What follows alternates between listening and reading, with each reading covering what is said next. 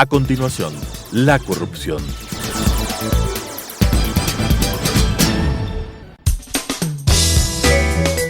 Clasificación B, bajo supervisión de un adulto.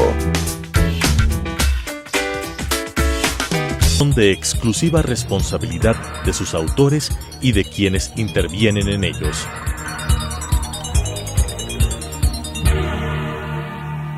Telesucesos, Canal 29, UHF presenta La Corrupción.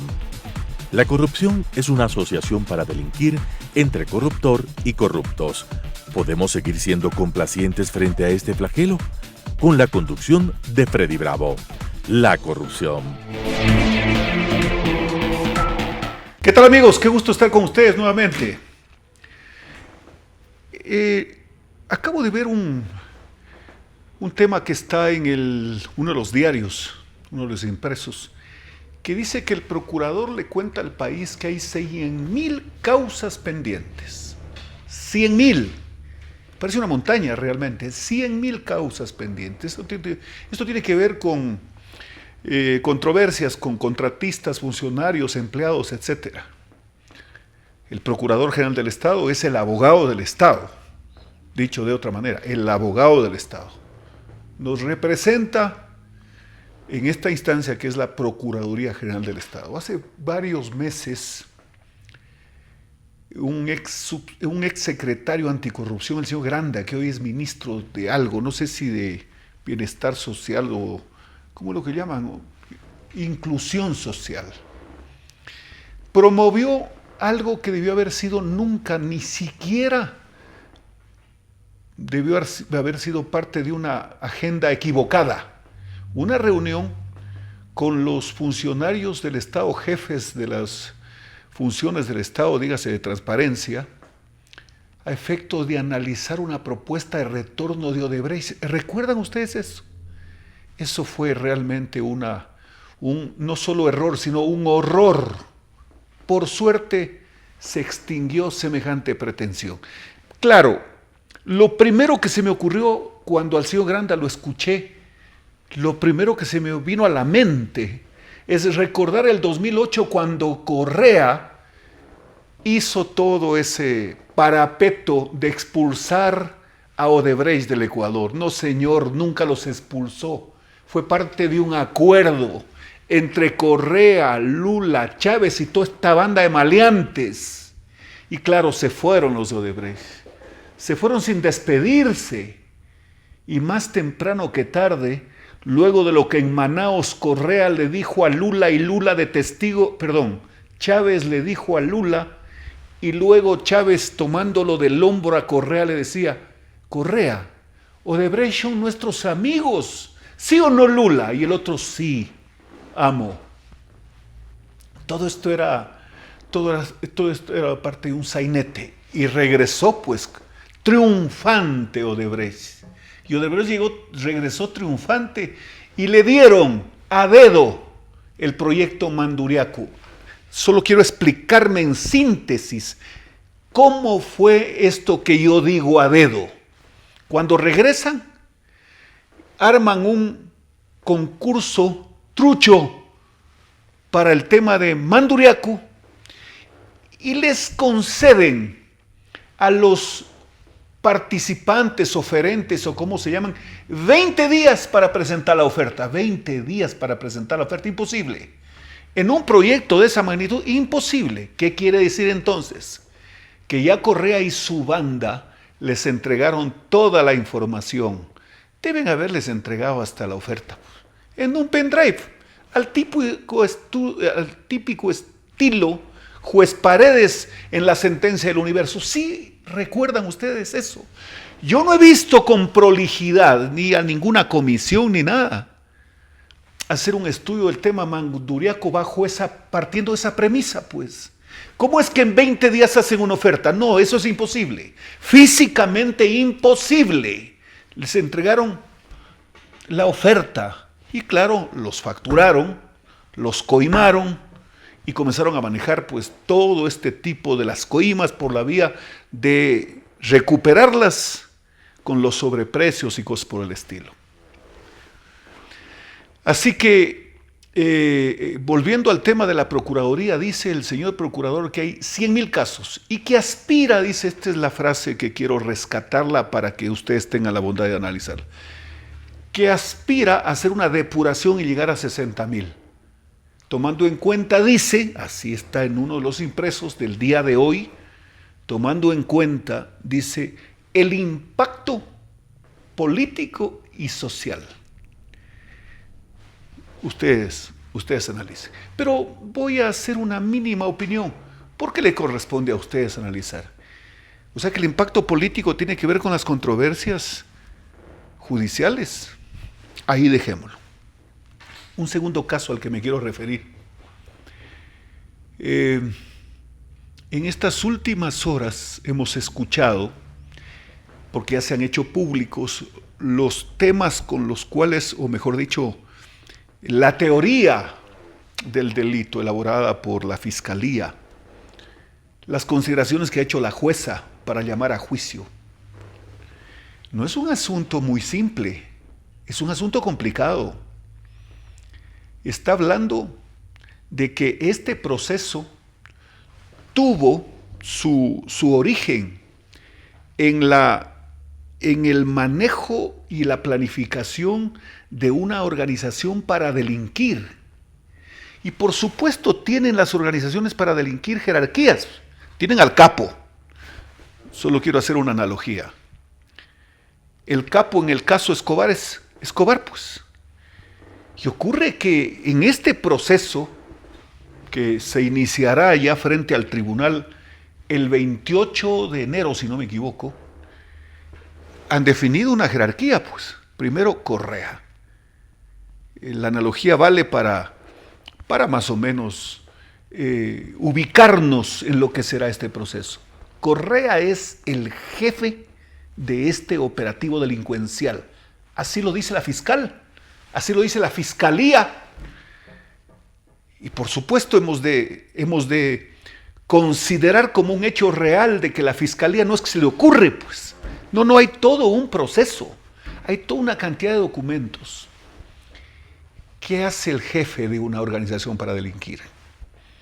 Define sicarios, vehículos, avionetas, objetivos, transporte de, etcétera, todo. A quienes hay que callar, a quienes hay que reclutar, todo.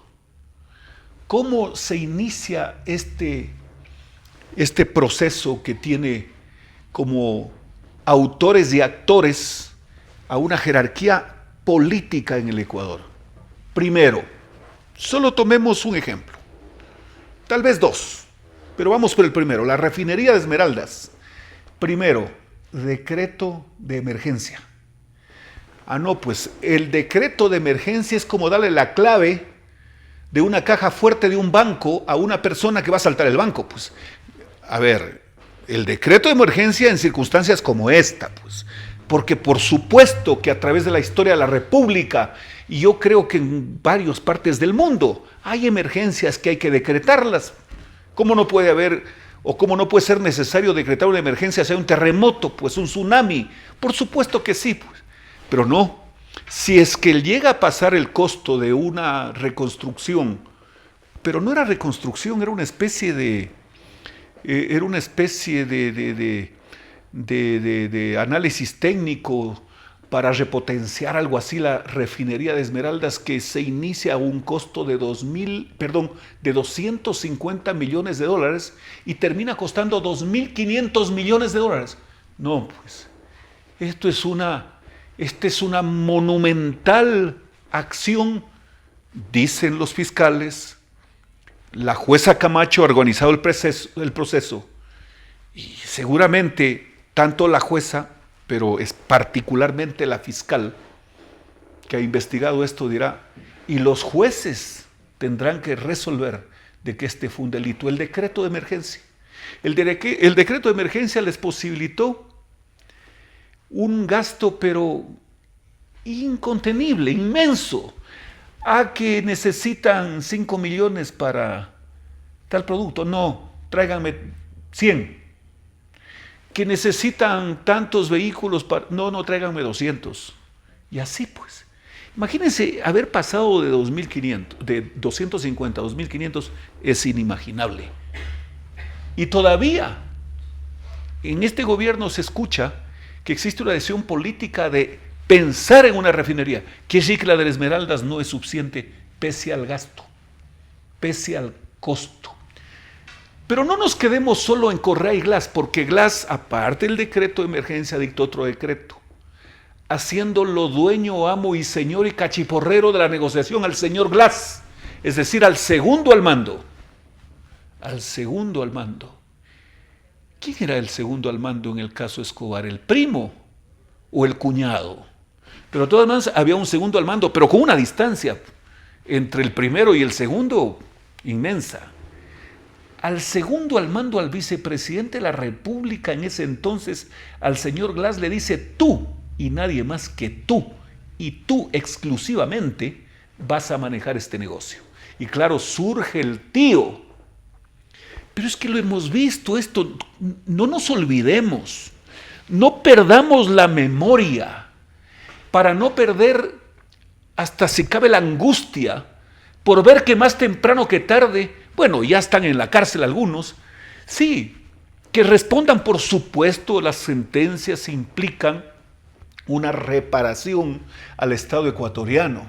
Sí, pero además necesitamos que se encuentre el dinero que se robaron, pues, para repatriarlo.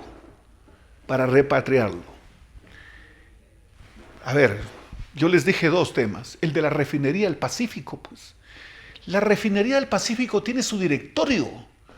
Y la refinería de Esmeraldas igual. Pero no eso el señor Calvo Piña, el señor Capaya o el señor Alex Bravo. No. Habían directores que debieron haber estado involucrados en uno u otro sentido, por acción u omisión, pues. O por pícaro o por gil. Porque quien ignorantemente peca, ignorantemente se condena. Que no creo que exista. En este caso no exista el ignorante que no sabía. No. Puede haber el tonto útil, sí, pero con beneficio de inventario, pues no gratis. Mucho dinero, mucho robo como para que se queden, para que existan despistados. Mucho robo, mucho dinero, mucha plata. En la refinería del Pacífico hay un directorio también, pues. 1.300 millones, un terraplén. ¿Qué tal? 1.300 millones. Yo recuerdo alguna vez haber visto un poco de un grupo, yo no sé ni qué adjetivo usar, que estaban trabajando, entre comillas, en esa refinería y hablaban, escuché porque así es la vida, hablaban: no, es que mira, yo voy a manejar el tema de las volquetas desde la 20 hasta la 30, de las motoniveladoras, o sea, un carnaval del asalto. Pero ahí hay un directorio, pues. Hay un directorio que incluso uno de los actuales asambleístas, que casi en forma reiterada sale a hablar una cantidad de imbecilidades tratando de buscar en este gobierno todos los inimaginables defectos para que la gente viva peor de lo que vivía con Correa. Me refiero al señor Pavel Muñoz. El señor Pavel Muñoz fue parte del directorio, que nunca se enteró, por ejemplo, que solo el rubro movimiento de tierras que lo contrató Odebrecht costaba $350 millones. Nunca se enteró de eso. Bueno, pues si nunca se enteró, entonces que pague por no enterarse, pues. Pero deberían responder todos. Yo he escuchado en las últimas horas sobre algunas relaciones, cooperaciones o como se llaman, que en Estados Unidos están haciendo algunos exfuncionarios de Petroecuador en el gobierno de Correa, que están cantando como jilguero. Porque claro, ustedes han visto en esas series televisivas cuando la DEA interviene en temas, por ejemplo, de narcotráfico. Se presenta un agente de la DEA y llaman al tipo y lo sientan en una mesa como esta. Le dice: bueno, te quiero ayudar, tienes que cooperar, tienes que delatar. Y claro, en principio el tipo dice no sé nada, pero cuando le advierte lo que le puede pasar, que puede quedarse 30 años o 40 años o 20 en la cárcel, en una celda de 2 por 1, comienzan a pensar, pues, y cooperan, por supuesto, ¿no? Y eso es lo que está ocurriendo. La semana anterior dieron cuenta de un señor de apellido Romero, si no me equivoco, que pide a los jueces le permitan cooperar. Y claro, creo que la audiencia es ahora en marzo. ¿Y qué puede pasar? Que este señor va a tener que contar con santo y seña, milagros y todos los pormenores, lo que sabe. Porque si por decir cuenta de 10 cosas evidentes, comprobables, que seguramente la justicia norteamericana ya las tiene en sus manos, y si cuenta 9.99, sí, por ese uno puede ser considerado como que su cooperación no sirvió de nada. La cooperación implica devolver el dinero, es decir, en tal cuenta tengo tanto, pero además involucrar a los de arriba y a los de abajo, pues, pero particularmente a los de arriba. Y ahí seguramente van a darse algunas noticias que a lo mejor las sabremos. Pero hay un asunto que realmente nos llama la atención como preocupación y que queda para la reflexión de ustedes, estimadas amigas, porque quiero imaginar por qué precisamente, si sabían que en los Estados Unidos podían correr ese riesgo, ¿por qué precisamente fueron a parar allá? ¿O es que no sabían? ¿O es que preferían esa justicia con la que pueden cooperar y entregarles una parte de lo que tienen y no decir un término de lo que tienen en otras partes, y por último estar 4 o 5 años en la cárcel y regresar? ¿Qué sé yo, no? Ya es casi hasta inimaginable cómo ellos armaron estas cosas, ¿no? Lo grave es que ese dinero que los americanos recuperen, ese sí no va a regresar. No, ese sí va a ser imposible, porque ese no lo dejan salir de ahí. Y alguien dirá, no, pues, pero si ese dinero es del Ecuador y tendría que venir al Ecuador. No, lo que ocurre es que los americanos, dentro del manejo de sus leyes, etcétera, ellos dicen, a ver, un momentito, cierto es que han delinquido en el Ecuador, cierto es que se robaron la plata, y claro, ese dinero lo enviaron al sistema financiero de los Estados Unidos. Y por haber usado en los Estados Unidos el sistema financiero y su territorio, dicen, esto de aquí no sale. Ese es un tema que realmente en algún instante nos va a hacer pensar, y quién sabe, nos va a llenar de angustia, de molestia, fastidio y reproche, si se quiere. Pero bueno, ya queda en manos de las autoridades, porque el Ecuador es el perjudicado, pero tampoco es tan justo que me digan sí, pero en mi país usaron el sistema financiero, así que esta plata se queda aquí. Tampoco es así, pues. Pero eso es lo que ha ocurrido en otras partes y con otros países. No así, por ejemplo, cuando Odebrecht fueron descubiertas las cuentas en Suiza, devolvieron algo así como $1,000 millones al Estado brasilero. Así debería ser, pues. Así debería ser. Hay un tema adicional que esta mañana lo escuché, que está así mismo en algunos de los impresos. Pero quiero referirme a un tema con nombres y apellidos, sin que necesiten los personajes a los que cite mi favor ni nada. Mi favor, digo, por citarlos, pero necesito hacer el comparativo. Ha dicho el señor Alexis Mera. Señor Alexis Mera, como estamos en época de analogías, ¿qué podrá hacer en la banda de Correa? Popeye. Popeye es el personaje que incluso acaba de filmar una serie que dice Sobreviviendo a Escobar. Señor Alexis Mera dice, me están terminando. Señor Alexis Mera dice, soy el único que no puede defenderse en libertad. Bueno, señor Mera, usted está en su casa. Usted está durmiendo en su propia cama. Usted tiene teléfonos, cuenta de Twitter, computadora. Seguramente le llevan su alimentación o tiene cocinero.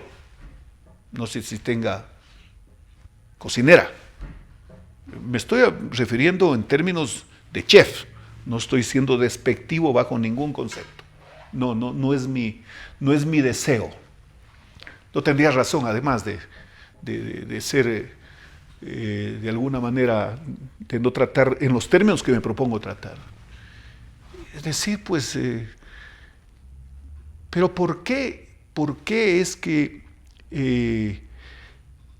al señor Alexis Mera, recordemos esto, le dieron arresto domiciliario, que entiendo con todas las precauciones de seguridad?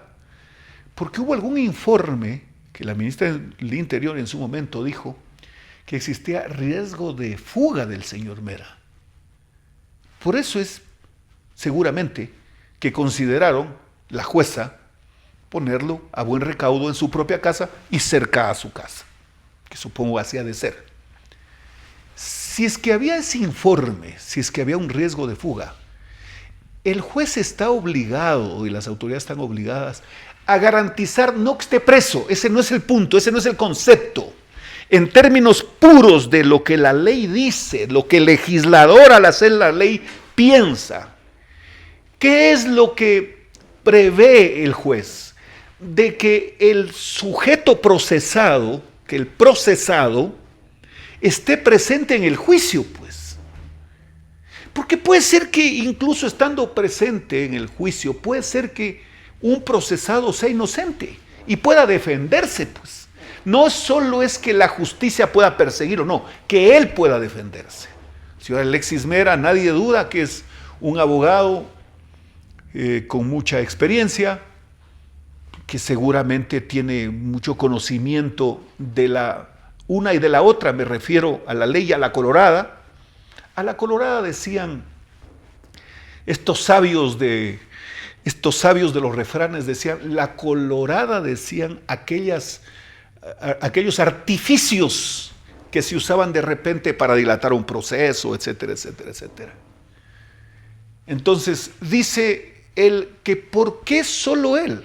A ver, primero, yo quiero recordar, ni siquiera quiero ponerme de contraparte del señor, sino recordar que se presentó un informe donde decían, el informe, que hay riesgos de fuga, como fugó Vinicio, como fugó Correa, como fugó el hermano de Vinicio, Fernando. Y yo digo una cosa, como lo habría hecho Blas, si no habría caído en la trampa y en el engaño de sus propios conmilitones. Porque vale recordar con fechas y con precisión lo que les voy a decir.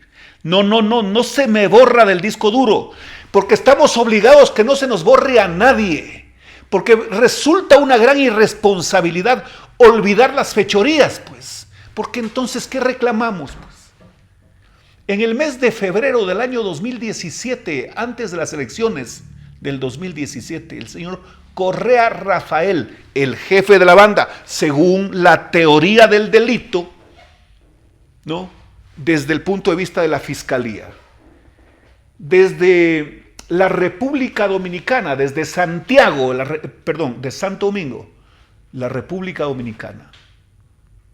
Sí, estoy bien. Dijo, he dispuesto que Alexis Mera viaje al Brasil a tomar contacto con Odebrecht y que Odebrecht nos cuente qué es lo que ha pasado. Llegó el señor de retorno, me refiero a Alexis Mera, no trajo ninguna noticia, pero lo único que pasó es que Odebrecht no fue procesado en el Ecuador, y eso ya le correspondía al señor Vaca. Así que quiero terminar diciendo esto: si Correa era el jefe de esta organización, entonces ¿qué Mera? Era Popeye. Pero él ha dicho, y con esto termino, cierto es que persiguieron, pero no porque antes se lo hizo, hoy deben hacerlo. Y dice, al señor Fernando Villavicencio entraron a su domicilio, fueron a su domicilio, pero no lo tomaron preso. Sí, señor, pero no estaba procesado, pues, Fernando Villavicencio. Usted, señor Mera, está procesado. Y este momento está llamado a juicio. Señoras y señores, qué gusto haber estado con ustedes. Nos vemos la próxima semana. Las opiniones vertidas en este espacio por la producción y dirección del programa son de exclusiva responsabilidad de sus autores y de quienes intervienen en ellos.